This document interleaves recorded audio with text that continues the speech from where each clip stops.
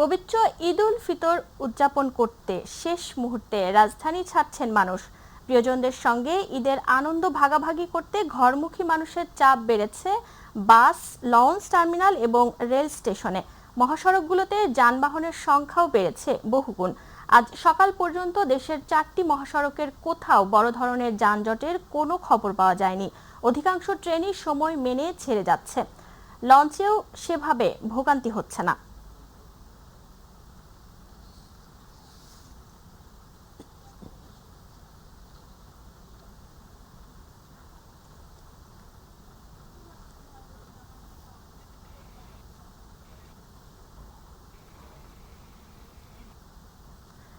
ঈদযাত্রায় গাজীপুরের ঢাকা ময়মনসিংহ মহাসড়কের কয়েকটি পয়েন্টে যানবাহন চলছে ধীর গতিতে। শেষ মুহূর্তে ঈদের আগের দিন বাড়ি ফেরা মানুষের ঢল ও গাড়ির বাড়তি চাপ খুব একটা চোখে পড়েনি। তবে যাত্রী ওঠানামা এবং উল্টো পথে অটোরিকশা চলাচল করায় এ অবস্থা সৃষ্টি হয়েছে। ঢাকা টাঙ্গাইল মহাসড়কে যানবাহন চলছে স্বাভাবিক গতিতে। সকাল থেকে ঢাকা ময়মনসিংহ মহাসড়কের চান্দনা চৌরাস্তায় দেখা গেছে যানবাহনের দীর্ঘ সারি। ট্রাফিক পুলিশের অপ্রতুলতার পাশাপাশি এই পয়েন্টে সড়কের পাশে গাড়ি পার্কিং করায় লেন সংকুচিত হয়ে গেছে। এছাড়া যেখানে সেখানে গাড়ি যাত্রী ওঠানামা করায় যানবাহনের জটলা সৃষ্টি হচ্ছে, ফলে কিছুটা ধীর গতিতে চলছে গাড়ি। তবে মহাসড়কের অন্য অংশ দিয়ে যানবাহন চলছে স্বাভাবিক গতিতে। এদিকে ঢাকা টাঙ্গাইল মহাসড়কে গতকাল দুপুরের পর থেকেই স্বাভাবিক হতে থাকে চন্দ্রাত্রী মোড় ও এর আশপাশের এলাকা। সকাল থেকে স্থান নিয়ে স্বাভাবিক গতিতে চলছে গাড়ি, কোনো ভোগান্তি ছাড়াই গন্তব্যে পৌঁছাচ্ছে যাত্রীরা। দর্শক, এই মুহূর্তে চন্দ্রা এলাকা থেকে মহাসড়ক পরিস্থিতির খবর জানাতে যুক্ত হচ্ছেন সহকর্মী AKM শিশির। শিশির, ঈদ যাত্রায় সড়ক পরিস্থিতি কেমন দেখছেন জানাবেন। জি জ্যোতি, আপনি যেমনটি বলছিলেন, আজ একদম ঈদের শেষ দিনের যাত্রা। কিন্তু এই মুহূর্তে আমি রয়েছি ঢাকা টাঙ্গাইল মহাসড়কের চন্দ্রা এলাকায়। এই যে ঢাকা টাঙ্গাইল মহাসড়কটি রয়েছে, এই সড়কটি দিয়ে ঈদ যাত্রা শুরু হয়েছিল। সেই ঈদ যাত্রার বেশ কয়েকদিন যাবৎ কিন্তু এই মহাসড়কের চারিদিকে 3টি পয়েন্টে পুরো যানজট ছিল। আজ কিন্তু সেই চিরচেনা যানজট নেই, আজ একদম শুনশান নীরবতা। মহাসড়কটি ঈদের আগের দিন কিন্তু একদম ফাঁকা হয়ে রয়েছে। আমরা দেখেছি এই মহাসড়ক দিয়ে উত্তরের প্রায় 40 লাখের অধিক মানুষ তাদের নিজ নিজ গন্তব্যে গিয়েছেন। শিল্পনগরী রাজধানী এবং শিল্পনগরী গাজীপুর ছেড়েছেন এই চন্দ্রা দিয়ে। আমরা বেশ কয়েকটি পয়েন্ট আজও ঘুরে দেখেছি। আজও কিন্তু শেষ দিনের যে ঈদ যাত্রায় কিছু কিছু মানুষ তাদের পরিবার পরিজনের সাথে ঈদ করার জন্য তাদের যে আপন ঠিকানা, সে আপন ঠিকানায় ছুটে চলেছে। নেই চিরচেনা যানজট, নেই দুর্ভোগ। আজ কিন্তু অন্যান্য দিনের চাইতে একদম ফাঁকা রয়েছে এই ঢাকা টাঙ্গাইল মহাসড়কটি। এই যে মহাসড়কটি রয়েছে, এই মহাসড়কে কিন্তু এই রোদ ঝড় বৃষ্টি উপেক্ষা করে কিন্তু পরিবার পরিজনের সাথে ঈদ করার জন্য ঠিক এই জায়গাটি দিয়েই কিন্তু মানুষ তাদের গ্রামে ফিরেছে। এই আপনি জানেন যে গাজীপুর একটি শিল্পোদ্যোষিত এলাকা, এখানে প্রায় 3000-এর অধিক কারখানা রয়েছে। সেই কারখানাগুলো ধাপে ধাপে ছুটি হচ্ছিল। আমি কিন্তু বেশ 3-4 দিন যাবতই এখানকার খবরগুলো সময় মতো জানাচ্ছিলাম কি হচ্ছে না হচ্ছে। গত রাতেও কিছুটা যানজট ছিল, তার আগের রাতে কিন্তু বৃষ্টি বাগড়া দিয়েছিল। বৃষ্টির পর থেকে কিন্তু এই মানুষ কিন্তু ভোগান্তিতে পড়েছিল। বেশ 30 কিলোমিটার যানজট হয়েছিল, সেটি কাটিয়ে উঠেছে আইন শৃঙ্খলা বাহিনী সহ স্থানীয় যারা এখানকার সংসদ সদস্য রয়েছেন, তিনিও এখানে উপস্থিত ছিলেন। এখানকার যারা শ্রমিক নেতারা রয়েছেন, তারাও কিন্তু সার্বক্ষণিক এখানে মনিটরিং করেছেন কিভাবে মানুষ ঈদে বাড়ি ফিরতে পারে নির্বিঘ্নে, সে চেষ্টা কিন্তু এখানে চালিয়ে গিয়েছেন। সব মিলিয়ে বলা চলে এবারের ঈদ যাত্রা রাত পোহালেই কিন্তু আগামীকাল ঈদ হবে। সেই ঈদের আগের দিন কিন্তু সেই চিরচেনা যানজট নেই এই ঢাকা টাঙ্গাইল মহাসড়কে। সবাই কিন্তু স্বস্তিতেই বাড়ি ফিরতে পেরেছে এই ঢাকা টাঙ্গাইল মহাসড়কের চন্দ্রা দিয়ে। জি জ্যোতি, এই ছিল আমার কাছ থেকে ঢাকা টাঙ্গাইল মহাসড়কের চন্দ্রার সর্বশেষ অবস্থা। শিশির, আপনাকে ধন্যবাদ। দর্শক, গাজীপুর থেকে যুক্ত ছিলেন আমাদের সহকর্মী AKM শিশির। সৌদি আরবের আল খারাজ এলাকায় ইরান হতে আসা ক্ষেপণাস্ত্রের আঘাতে নিহত বাংলাদেশের মোশাররফ হোসেন, তার লাশটি এরই মধ্যে বিমানবন্দরে এসে পৌঁছেছে। লাশটি গ্রহণ করবেন প্রবাসী কল্যাণ ও বৈদেশিক কর্মসংস্থান মন্ত্রণালয়ের মাননীয় মন্ত্রী আরিফুল হক চৌধুরী। রাকিব, আপনি তো বিমানবন্দরে আছেন, তো সেখানে কি পরিস্থিতি দেখছেন বিস্তারিত জানান। ধন্যবাদ জ্যোতি আপনাকে। আসলে আমরা জানি যে সাম্প্রতিক সময়ে যে ইরানের সাথে ইসরায়েল এবং যুক্তরাষ্ট্রের যে যুদ্ধ চলছে সেই যুদ্ধে আমরা প্রভাব পড়েছে মধ্যপ্রাচ্যের প্রায় সবগুলো দেশে আমরা জানি যে এই প্রভাব পড়েছে। সাম্প্রতিক সময়ে সৌদি আরবে একটি বোমা ইরানের ক্ষেপণাস্ত্র হামলা হয়েছে। সেই ক্ষেপণাস্ত্র হামলায় বেশ কয়েকজন বাংলাদেশি নিহত হয়েছে। তার মধ্যে একজন হলো মোশাররফ হোসেন, যার বাসা হলো টাঙ্গাইলে। তার লাশটি কিন্তু আজকেই আনুষ্ঠানিকভাবে এই লাশটি বাংলাদেশে আসছেন এবং সেই লাশটি গ্রহণের প্রক্রিয়া কিন্তু চলছে। আমরা এখন দাঁড়িয়ে আছি বিমানবন্দর এলাকায়। এখানেই আসলে সেই লাশটি হস্তান্তর করা হবে। আমরা জানি যে বেলা 11:15টার দিকে ফ্লাইটটি বাংলাদেশে অবতরণ করবেন এবং তারপরের যে প্রক্রিয়াগুলো রয়েছে সেই প্রক্রিয়াগুলো কিন্তু এরই মধ্যে সম্পন্ন করেছেন। এখানে স্বজনরা রয়েছেন, সেই মোশাররফ হোসেনের যে স্বজনরা রয়েছেন তাদের সাথে আমরা কথা বলেছি। তারা আমাদেরকে যে বিষয়টি জানিয়েছেন যে আসলে মোশাররফ হোসেন গত 8ই মার্চ ঠিক ইফতার গ্রহণের সময় কিন্তু সেই মিসাইল আক্রমণের শিকার হন এবং তিনি নিহত হন। অর্থাৎ ইফতারের কিছুক্ষণ আগে, ঘন্টা 2-3 আগেও তিনি তার পরিবারের সাথে কথা বলেছেন। তাদেরকে আসলে ঈদের কিভাবে ঈদ করবেন, ঈদের শপিং করবেন, কেনাকাটা করবেন, সন্তান এবং স্ত্রী তাদের সাথে কথা বলেছেন। সেই বিষয়গুলো তারা আসলে আমাদেরকে জানিয়ে তারা অনেকটাই কান্নায় ভেঙে পড়েছেন। কারণ যে ঈদের স্বপ্ন, ঈদের কেনাকাটা করার যে বিষয়গুলো মোশাররফ হোসেন বলেছেন, আজকে সেই মোশাররফ হোসেন লাশ হয়ে ফিরছেন। পুরো পরিবারই আসলে ঈদের আনন্দ তো দূরের কথা, তাদের পরিবারে এখন শোকের মাতম চলছে। অর্থাৎ আমি সব কিছু বলি যে মানুষ যে ঈদ তাদের পরিবারের জন্য একটি এখন ভয়ঙ্কর রূপ নিয়ে আসছে। কারণ বোমা হামলায় তাদের পরিবারের একমাত্র উপার্জনক্ষম ব্যক্তি ছিলেন মোশাররফ হোসেন। সেই জীবিকার তাগিদেই তিনি সৌদি আরব পাড়ি দিয়েছেন। আজ তিনি ফিরছেন লাশ হয়ে। তার লাশটি অল্প কিছুক্ষণের মধ্যেই কিন্তু হস্তান্তর করা হবে তার পরিবারের কাছে। আমরা জানি এখনও ফ্লাইটটি নামেনি, তবে ফ্লাইটটি অল্প কিছুক্ষণের মধ্যেই এই বিমানবন্দরে, আন্তর্জাতিক বিমানবন্দরে অবতরণ করার পর সেই সব প্রক্রিয়া সম্পন্ন করে তার পরিবারের কাছে লাশটি হস্তান্তর করা হবে। যদি আরেকটি বিষয় আমি একটু জানাতে চাই, আমরা সকালেই ঢাকা শহরের বিভিন্ন রাস্তায় আমরা ঘুরে বেরিয়েছি, দেখেছি পুরো ঢাকা শহর কিন্তু এখন একেবারেই ফাঁকা বলা চলে। অর্থাৎ যেই রাস্তা পার হতে আমাদের সময় লাগতো ঘন্টার পর ঘন্টা, এখন কিন্তু মাত্র মিনিট কয়েকের মধ্যেই, অর্থাৎ 20 থেকে 30 মিনিটের মধ্যেই কিন্তু আমরা সেই রাস্তাটা অতিক্রম করতে পারছি। আমরা দেখতেই পাচ্ছেন যে আমি একটি রাস্তা দেখাচ্ছি বিমানবন্দরের সামনের যে সড়কটিতে পুরোপুরি ফাঁকা। এখানে যানবাহন একেবারে নেই বললেই চলে। মাঝে মধ্যেই কিছু গাড়ি আসছেন, দূরপাল্লার যে বাসগুলো আসছেন সেই বাসগুলো আমরা দেখতে পেয়েছি যে সে দূরপাল্লার কিছু বাস চলাচল করছে। লোকাল বাসের সংখ্যা অনেকটাই কম, তবে কিছু সিএনজি বা অন্যান্য মোটরসাইকেল চলাচল করছে। এছাড়া কিন্তু আমরা আজকে সকাল থেকেই তেমন কোনো রাস্তায় যাত্রী চাপও দেখিনি, যানবাহনের চাপও কিন্তু আমরা দেখিনি। আমরা সদরঘাটে গিয়েছিলাম, সেখানেও দেখতে পেয়েছি যে যাত্রীর চাপ অনেকটাই কম। বাস টার্মিনালগুলোতে ঠিক যাত্রীর চাপ কম। এবং মানুষ, এর কারণ হচ্ছে যে যেহেতু এবারের ছুটিও কিছুটা দীর্ঘ সময়ের জন্য ছুটি দেওয়া হয়েছে, ঈদের ছুটি ঘোষণা করা হয়েছে এবং ধাপে ধাপে ছুটিগুলো ঘোষণা করার কারণেই কিন্তু এরই মধ্যেই যারা ছুটি পেয়েছেন সরকারি কর্মচারীরা কিন্তু আরও 2 থেকে 3 দিন আগেই তারা চলে গিয়েছেন। এবং সর্বশেষ যে পোশাক শ্রমিক কারখানা ছুটি হয়েছে, সেই পোশাক শ্রমিক কারখানার লোকজনও গতকালকে পর্যন্ত আমরা দেখতে পেয়েছি সেই লোকগুলো তাদের বাড়ি ফিরে গেছেন পরিবার পরিজনের সাথে ঈদ করতে। আসলে যদি এই ছিল আমার কাছে রাজধানীর সর্বশেষ পরিস্থিতি। রাকিব, আপনাকে ধন্যবাদ। দর্শক, এতক্ষণ যুক্ত ছিলেন আমাদের সহকর্মী রাকিব হাসান। এশিয়ার অন্যতম বৃহৎ এবং দেশের সর্ববৃহৎ ঈদগাহ ময়দানগুলোর একটি দিনাজপুরের ঐতিহাসিক গৌড়-এ শহীদ বড় ময়দান।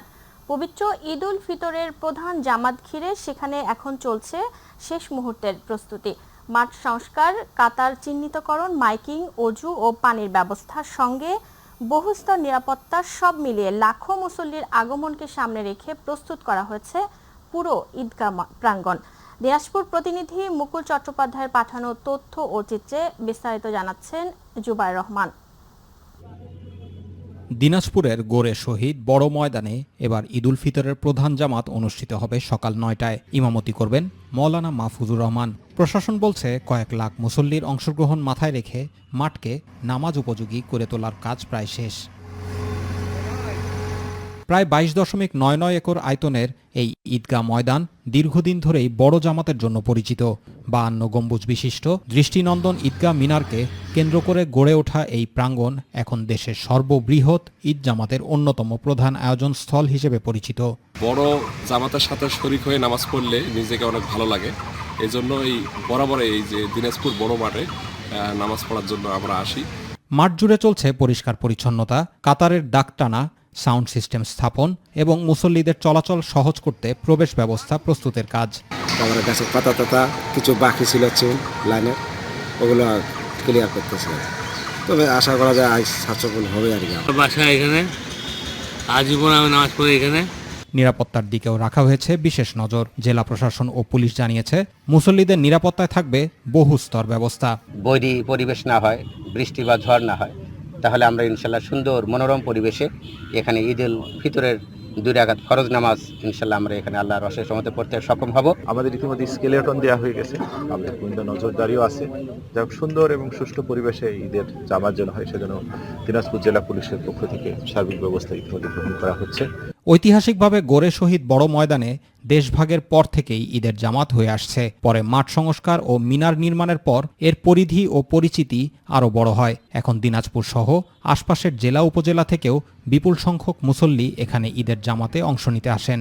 আগামী ঈদুল ফিতরের জামাত আমরা সকলে মিলে উৎসব উদ্দীপনার মধ্য দিয়ে এখানে আমরা ইনশাআল্লাহ পালন করব, নামাজ আদায় করব এবং মুসল্লিগণকে দল বলে এখানে আসার জন্য আহ্বান রেখে সব প্রস্তুতি শেষে এখন কেবল অপেক্ষা ঈদের সকাল। ধর্মীয় ভাবগাম্ভীর্য, শৃঙ্খলা আর মিলনের বার্তা নিয়ে দিনাজপুরের গোরে শহীদ বড় ময়দান আবারও পরিণত হবে লাখো মুসল্লির এক মহাসমাবেশে। জুবাইর রহমান, মাইটিভি নিউজ। দর্শক, ঈদ যাত্রার সর্বশেষ পরিস্থিতি জানতে এই মুহূর্তে যাচ্ছি রাজধানীর কমলাপুর রেলওয়ে স্টেশনে। সেখানে আছেন সহকর্মী SM আরিফ। আরিফ, ঈদ যাত্রায় কমলাপুর রেলওয়ে স্টেশনের আজকের চিত্র কেমন দেখছেন, বিস্তারিত জানান। যে ভিড়টি আমরা গতকাল পর্যন্ত রেল বা ট্রেন যাত্রায় দেখেছিলাম, সেটি কিন্তু আজকে একদমই ভিন্ন।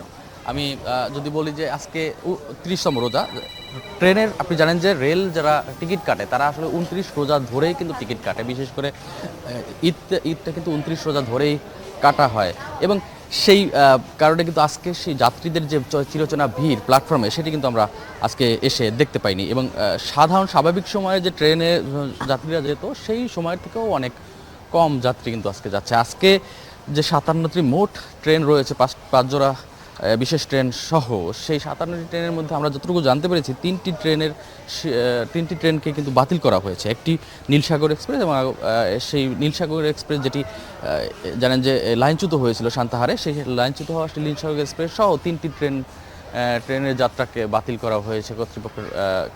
বিশেষ করে এটা তারা যেটি জানিয়েছে কর্তৃপক্ষ, সেটি হলো যে এবার এই আজকের দিনে কিন্তু যাত্রী চাপ কম, সে কারণেই আসলে এই ট্রেনগুলোকে বাতিল করা হয়। এবং আজকের দিনে যারা যাচ্ছেন তারা অনেকেই হয়তো টিকিট পাননি আগের দিনে।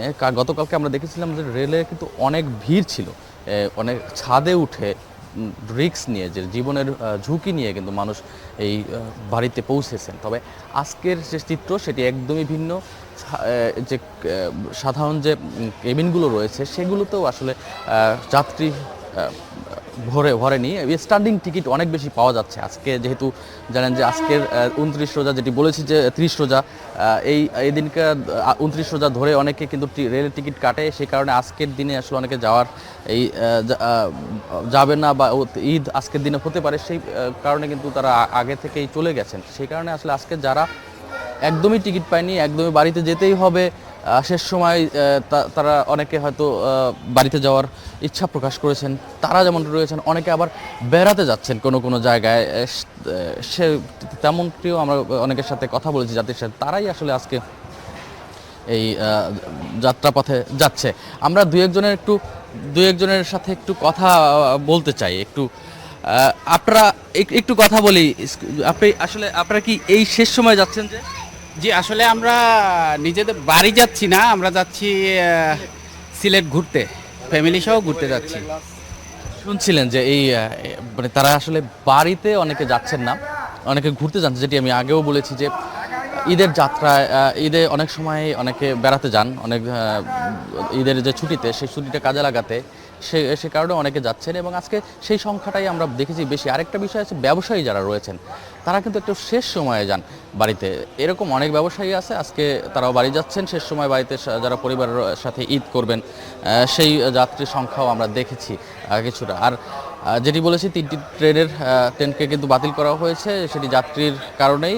অন্যান্য যে ট্রেনগুলো রয়েছে, এটি জয়ন্তিকা যাচ্ছে সিলেটে, অন্যান্য যে ট্রেনগুলো সেগুলোও কিন্তু আমরা দেখেছি আসলে খুব বেশি যাত্রী চাপ নেই, এবং কর্তৃপক্ষ কিন্তু বলছেন যে এই চাপটা আসলে গতকালকেই শেষ হয়ে গেছে। আমরা গত 3 দিন ধরে টানা রেলের এই যে ট্রেন যাত্রায় উপচে পড়া ভিড় দেখেছিলাম, সেটি থেকে স্বস্তিতেই কিন্তু আজকে যারা বাড়ি যাচ্ছেন বা বেড়াতে যাচ্ছেন স্বস্তিতেই কিন্তু ট্রেন যাত্রা করতে পারছেন। তো এই ছিল আমার কাছে সর্বশেষ। আরিফ, আপনাকে ধন্যবাদ। দর্শক, কমলাপুর রেলওয়ে স্টেশন থেকে যুক্ত ছিলেন আমাদের সহকর্মী SM আরিফ। রাত পোহালেই পবিত্র ঈদ উল ফিতর। ঈদকে সামনে রেখে ঘরমুখো মানুষের চাপ বেড়েছে দৌলতদিয়া পাটুরিয়া নৌ রুটে। আজ সকাল থেকেই ঘাট এলাকায় যাত্রী ও যানবাহনের ভিড় লক্ষ্য করা গেছে। নির্বিঘ্ন পারাপারে BIWTC 17টি ফেরি এবং BIWTA 20টি লঞ্চ চালু রেখেছে। যাত্রীদের নিরাপত্তা নিশ্চিতে গোয়ালন্দ উপজেলা প্রশাসন ও আইন শৃঙ্খলা বাহিনী বিশেষ নজরদারি জোরদার করেছে। দর্শক, এবার জানাবো ঘাট পরিস্থিতি। দৌলতদিয়া ঘাট থেকে যুক্ত হচ্ছেন সহকর্মী মমিন শেখ। মমিন, গতকাল ঝড় বৃষ্টির পর আজ ঘাটের পরিস্থিতি কেমন দেখছেন, বিস্তারিত জানান। আমরা এই মুহূর্তে রয়েছি দেশের দক্ষিণ পশ্চিম অঞ্চলের 21 জেলার প্রবেশপথ রাজবাড়ীর দৌলতদিয়া ফেরিঘাট। এই ফেরিঘাটে ঈদ যাত্রায় যেন ঈদে ঘরমুখো মানুষ নির্বিঘ্নে পারাপার হতে পারে সেই লক্ষ্যে BIWTC কর্তৃপক্ষ অর্থাৎ ফেরিঘাট কর্তৃপক্ষ এই নৌ রুটে 17টি ফেরি চলাচল করেছে, এবং এই 17টি ফেরি দিয়েই যাত্রী ও যানবাহন পারাপার করা হচ্ছে। আমরা দেখেছি যদি যে গতকালকে ঝড়ো আবহাওয়া থাকলেও ফেরি চলাচল কিন্তু সচল ছিল। আমরা BIWTC দৌলতদিয়া ঘাট শাখা কার্যালয়ের সহকারী ব্যবস্থাপক মোহাম্মদ জেসানুল ইসলাম তবুর সাথে কথা বলেছি। তিনি আমাদেরকে জানিয়েছেন যে দৌলতদিয়া পাটুরিয়া নৌ রুটে ফেরিগুলো স্বাভাবিকভাবে চলাচল করছে, এবং এই ফেরি দিয়েই ঈদ যাত্রায় ঈদে বাড়ি ফেরা মানুষদের গন্তব্যে এবং নদী পারাপারে স্বাভাবিকভাবে ফেরিগুলো চালু রেখেছে। যদি আমি আপনাকে জানিয়ে রাখি, অন্যদিকে BIWTA কর্তৃপক্ষ অর্থাৎ লঞ্চঘাট কর্তৃপক্ষ আমাদেরকে জানিয়েছেন এই নৌ রুটে 20টি লঞ্চ চলাচল করছে, এবং এই লঞ্চ দিয়েই যাত্রীদের নির্বিঘ্নে পারাপার করা হচ্ছে। আমরা দেখেছি এই যে লঞ্চে যাত্রী পারাপার এবং ফেরিতে যাত্রী পারাপার, এবং যে ঘাট এলাকায় আইন শৃঙ্খলা বাহিনী কঠোরভাবে মোতায়েন রয়েছে। এই ছিল আমার কাছে ফেরিঘাট এলাকা থেকে সর্বশেষ। মমিন, আপনাকে ধন্যবাদ। দর্শক, ঘাট পরিস্থিতি জানাচ্ছিলেন আমাদের সহকর্মী মমিন শেখ। আজ পবিত্র রমজান মাসের শেষ শুক্রবার অর্থাৎ জুমাতুল বিদা। দিনটি মুসলিম উম্মার কাছে বিশেষ মর্যাদা সম্পন্ন। এই দিনটির মাধ্যমে মাহে রমজানকে এক বছরের জন্য বিদায় জানানো হয়। রমজান মাসের রহমত, মাগফিরাত ও নাজাতের সওগাতের সঙ্গে জড়িত এই দিনটি তাই মুসলিমদের জন্য অত্যন্ত তাৎপর্যপূর্ণ ও ফজিলতময়। প্রতি বছরের মতো এবারও ধর্মপ্রাণ মুসল্লিরা জুমার নামাজ শেষে মহান আল্লাহর দরবারে ক্ষমা, রহমত ও বরকতের জন্য দোয়া করবেন। মুসলমানদের কাছে সপ্তাহের অন্যান্য দিনের তুলনায় শুক্রবারের মর্যাদা অনেক বেশি, আর রমজান মাসের শুক্রবারগুলো রহমত ও নাজাতের বিশেষ সওগাত নিয়ে আসায় আজকের দিনটির গুরুত্ব আরও দ্বিগুণ। ঢাকা সহ দেশের সব মসজিদে, বিশেষ করে জাতীয় মসজিদ বায়তুল মোকাররমে জুমার খুতবায় রমজান মাসের ফজিলত, ইবাদতের গুরুত্ব ও নৈতিক শিক্ষা তুলে ধরা হয়। পাশাপাশি নামাজের জন্য বিশেষ দোয়া ও মোনাজাতের মাধ্যমে দেশের কল্যাণ, মুসলিম উম্মার ঐক্য ও শান্তি কামনা করা হয়।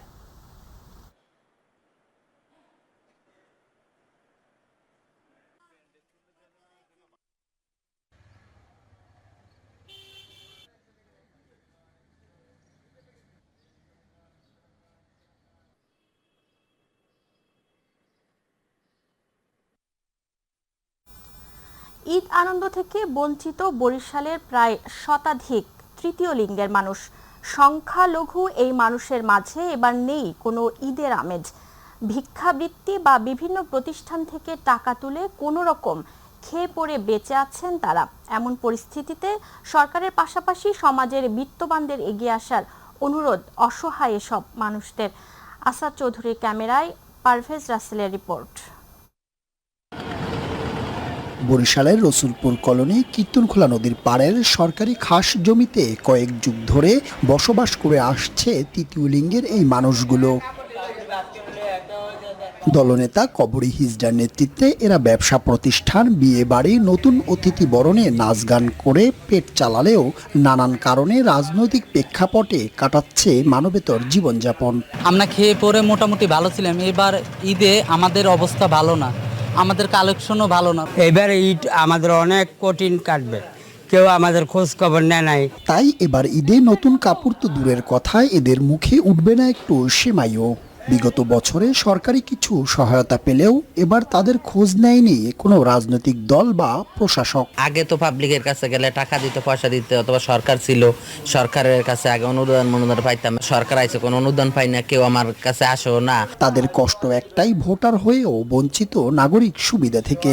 সরকারের পাশাপাশি সমাজের বিত্তবানদের একটু সহমর্মিতার দাবি এই মানুষগুলোর। ভোটের সময় সবাই মরকার আসে আমাদের কাছে, আইসা বলে কি যে আপা আপনার ভোটটা দিয়েন, আপা আপনার ভোটটা দিয়েন। কিন্তু ভোট যাওয়ার পরে মানে আমি হিজড়া নাকি তাদের কোনো ওই সময় এলাও থাকে না। আলাদা কোনো বরাদ্দ আসেনি, তবে সরকারি ভাতা পাবে এমন প্রত্যাশা সমাজসেবা উপপরিচালকের। শুধুমাত্র আসলে এক ভাতা বা আমাদের সরকারি আর্থিক সহায়তার উপর নির্ভর করবে না, পাশাপাশি আমাদের বিত্তবানদের এগিয়ে আসতে হবে। নতুন সরকারেরও অনেক বড় বড় বিভিন্ন ব্যক্তিবর্গ আছে, তারা যদি তাদের পাশে এই সময় এগিয়ে আসে, ঈদের সময়, আমার মনে হয় তাদের এই অভাবটা থাকবে না। নতুন সরকারের নতুন বাংলাদেশে নতুন ঈদ এলেও হাসি নেই তৃতীয় লিঙ্গের সুবিধাবঞ্চিত এসব মানুষের মুখে। তাই সমাজের বিত্তবানরা একটু সহায়তার হাত বাড়ালেই ঈদ আনন্দ হবে সবার। পারভেজ রাসেল, মাই টিভি, বরিশাল। এবার গ্রাম বাংলার খবর।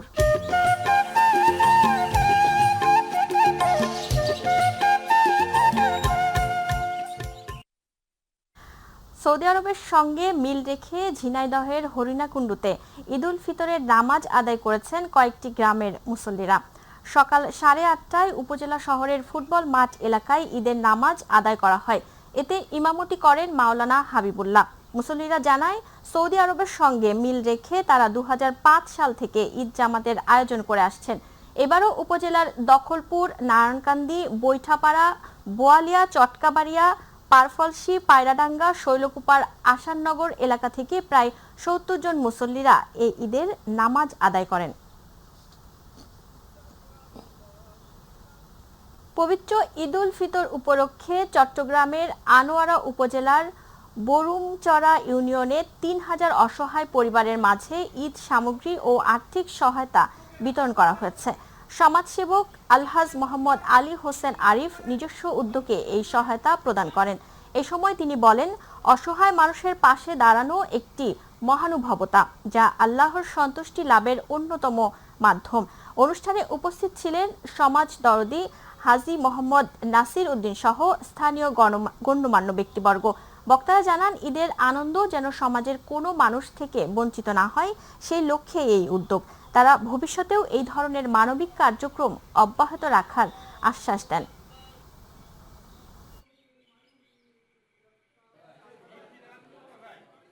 সৌদি আরবের সাথে মিল রেখে ধর্মীয় ভাব গাম্ভীর্যের মধ্য দিয়ে সাতক্ষীরায় 20 গ্রামের মানুষ পবিত্র ঈদুল ফিতর উদযাপন করেছে। সকাল 8টায় সাতক্ষীরা সদর উপজেলার বাউকুলা পূর্বপাড়া জামে মসজিদে ঈদের জামাত অনুষ্ঠিত হয়। এতে ইমামতি করেন মাওলানা মোহাম্মদ আলী। ঈদের নামাজে সাতক্ষীরার ইসলামকাটি, গোয়াল চত্বর, ভাদ্রা, ঘোনা, ভারুখালী, মির্কিডাঙ্গা সহ প্রায় 20 গ্রামের মানুষ অংশগ্রহণ করেন। এতে পুরুষ ও নারী সহ শতাধিক মুসল্লি অংশগ্রহণ করেন। মসজিদের ইমাম মাওলানা মোহাম্মদ আলী জানান, তারা রমজান মাসের চাঁদ দেখে রোজা পালন করেন এবং শাওয়াল মাসের চাঁদ দেখেই ঈদের নামাজ আদায় করে থাকেন।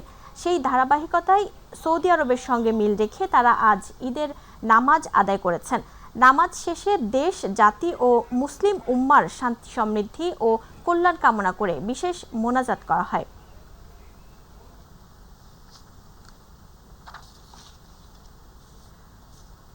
তথ্য ও সম্প্রচার মন্ত্রী জহির উদ্দিন স্বপন এমপি বলেছেন, সরকার গণমাধ্যমের সর্বোচ্চ স্বাধীনতা নিশ্চিত করতে কাজ করছে। বিটিভি ও বাংলাদেশ বেতারকে সময় উপযোগী ও আস্থাভাজন প্রতিষ্ঠানে রূপ দিতে স্বায়ত্তশাসনের বিষয়েও উদ্যোগ নেওয়া হয়েছে। মন্ত্রণালয়কে আধুনিক করতে সংস্কার কার্যক্রম চলছে। বরিশালের গৌর নদীতে এক ইফতার মাহফিলে তিনি এসব কথা বলেন। অনুষ্ঠানে প্রশাসন, রাজনীতি ও গণমাধ্যমের প্রতিনিধিরা উপস্থিত ছিলেন এবং দেশ ও জাতির কল্যাণে দোয়া করা হয়। আমি বাংলাদেশ টেলিভিশন এবং বাংলাদেশ রেডিওকে কিভাবে সময় উপযোগী করা যায় এবং সরকারের লক্ষ্যের সঙ্গে মিলিয়ে তাকে কতটা স্বায়ত্ত শাসন দেয়া যায় এবং কতটা স্বাধীনভাবে জনগণের সেবা করা যায়, আমি সে বিষয়ে কাজে হাত দিয়েছি। মায়ানমারে পাচারের সময় বিপুল পরিমাণ আলু সহ 2টি ফিশিং বোট আটক করেছে বাংলাদেশ কোস্টগার্ড। নোয়াখালীর হাতিয়া উপজেলার চর আতাউর সংলগ্ন মেঘনা নদীতে অভিযান চালিয়ে প্রায় 5,70,000 টাকা মূল্যের 760 বস্তা আলু জব্দ করা হয়। কোস্টগার্ড জানায়, গোপন সংবাদের ভিত্তিতে পরিচালিত অভিযানে সন্দেহজনক 2টি বোটে তল্লাশি চালিয়ে এসব পণ্য উদ্ধার করা হয়। তবে কোস্টগার্ডের উপস্থিতি টের পেয়ে পাচারকারীরা পালিয়ে যাওয়ায় কাউকে আটক করা সম্ভব হয়নি। জব্দকৃত মালামাল ও বোটের বিরুদ্ধে আইনানুগ ব্যবস্থা গ্রহণের প্রক্রিয়া চলছে। সংশ্লিষ্টরা জানান, পাচার ও চোরাচালান রোধে এ ধরনের অভিযান ভবিষ্যতেও অব্যাহত থাকবে।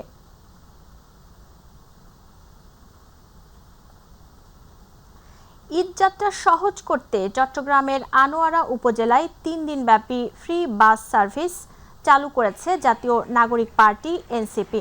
যুগ্ম সমন্বয়কারী মোহাম্মদ দেলোয়ার হোসেনের উদ্যোগে চালু হওয়া এই সেবাটি গতকাল থেকে জনসাধারণের জন্য উন্মুক্ত করা হয়েছে। উদ্বোধন অনুষ্ঠানে উপস্থিত ছিলেন কেন্দ্রীয় সদস্য জোবাইরুল আলম মানিক সহ চট্টগ্রাম দক্ষিণ জেলার বিভিন্ন পর্যায়ের নেতৃবৃন্দরা। আয়োজকরা জানান, ঈদে ঘরমুখো মানুষের ভোগান্তি কমাতে এই উদ্যোগ নেওয়া হয়েছে। স্থানীয়রা এই উদ্যোগকে স্বাগত জানিয়ে বলেন, এটি সাধারণ মানুষের যাতায়াতে গুরুত্বপূর্ণ ভূমিকা রাখবে। পবিত্র ঈদ উল ফিতর 2026 উপলক্ষে রাজবাড়ী সদর উপজেলায় দুস্থ ও গরিব মানুষের মাঝে মানবিক সহায়তা হিসেবে প্রধানমন্ত্রী ত্রাণ ও কল্যাণ তহবিলের অর্থ বিতরণ করা হয়েছে। উপজেলা পরিষদ হলরুমে আয়োজিত অনুষ্ঠানে উপজেলা নির্বাহী অফিসার নিরুপমা রায়ের সভাপতিত্বে প্রধান অতিথি ছিলেন জেলা প্রশাসক সুলতানা আক্তার। এ সময় অতিরিক্ত জেলা প্রশাসক মোহাম্মদ তারিফুল হাসান সহ অন্যান্যরা উপস্থিত ছিলেন। দিনাজপুরের পার্বতীপুরে আনসার বাহিনীর 59 জন সদস্যের মাঝে ঈদ উল ফিতর উপলক্ষে উপহার সামগ্রী বিতরণ করা হয়েছে। বাংলাদেশ আনসার ও গ্রাম প্রতিরক্ষা বাহিনীর উদ্যোগে গতকাল উপজেলা পরিষদ চত্বরে অনুষ্ঠান আয়োজন করা হয়। এই সময় পার্বতীপুরের উপজেলা নির্বাহী কর্মকর্তা সাদ্দাম হোসেন, উপজেলা আনসার ও ভিডিপি কর্মকর্তা শহীদুল ইসলাম, উপজেলা প্রশিক্ষক রুবেল ইসলাম, দীপ্তি অধিকারী সহ সংশ্লিষ্টরা উপস্থিত ছিলেন।